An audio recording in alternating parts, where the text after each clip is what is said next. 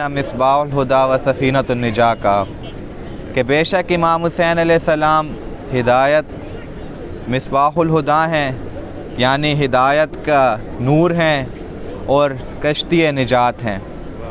اب امام حسین کو وہ مصباح الہدا کہہ رہا ہے جو خود اللہ تعالیٰ اسے کہتا ہے سراجا منیرا۔ اللہ تعالیٰ کیا کہتا ہے؟ انا ارسلناک شاہدا و مبشرا و نذیرا و داعیا الی اللہ باذنہ و سراجا منیرا۔ اللہ تعالیٰ رسول خدا کو سراج کہہ رہے ہیں، یعنی چراغ کہہ رہے ہیں۔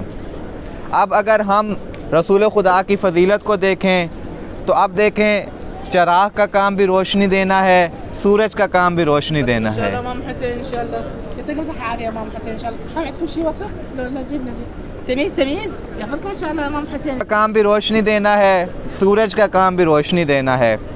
لیکن اگر ہم ہوتے تو ہم رسول خدا کو کیا کہتے؟ سورج سے تشبیہ دیتے، کیونکہ سورج کی روشنی چراغ سے زیادہ ہے۔ لیکن اب اتنی زیادہ رسول کی عظمت ہے اور اللہ تعالیٰ کہہ رہا ہے سراج منیرا، ایک چراغ کے ساتھ رسول خدا کو نسبت دی جا رہی ہے، یعنی انہیں شبیہ دی جا رہی ہے چراغ کے ساتھ۔ تو آیا اللہ تعالیٰ کی اس بات کے اندر کیا راز ہے کہ جو اللہ تعالیٰ نے رسول خدا کو سورج نہیں کہا بلکہ چراغ کہا ہے؟ اللہ تعالیٰ اب دیکھیں چراغ کے دو کام ہیں۔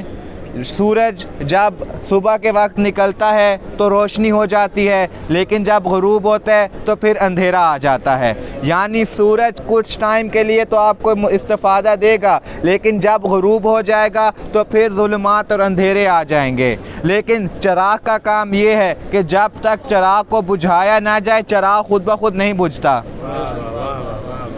چراغ خود بخود نہیں بجھتا۔ دوسری بات جو سورج اور چراغ میں الگ الگ ہے، آپ ایک سورج کے ذریعے دوسرے سورج کو روشن نہیں کر سکتے۔ توجہات میرے ساتھ ہونی چاہیے۔ ایک سورج کے ذریعے دوسرے سورج کو روشن نہیں کر سکتے، لیکن ایک چراغ کے ذریعے بہت سارے چراغوں کو روشن کر سکتے ہیں۔ تو اللہ تعالیٰ نے رسول کو چراغ اس وجہ سے کہا کیونکہ جب رسول اس دنیا سے پردہ فرمانے لگے تھے تو رسول خدا نے اپنی زندگی کے اندر 4 چراغوں کو روشن کیا۔ ایک چراغ کا نام علی تھا، ایک کا نام فاطمہ تھا، ایک کا نام حسن تھا اور ایک کا نام حسین تھا۔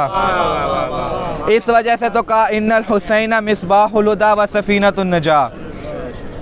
اللہ تعالیٰ نے امام حسین علیہ السلام کو ایسی فضیلتیں دی ہیں۔ پہلے امام حسین علیہ السلام کی فضیلت سمجھیں، بلکہ سب سے پہلے امام حسین کے ظاہر کی فضیلت سمجھیں، پھر امام کی فضیلت سمجھ آئے گی۔ ایک شخص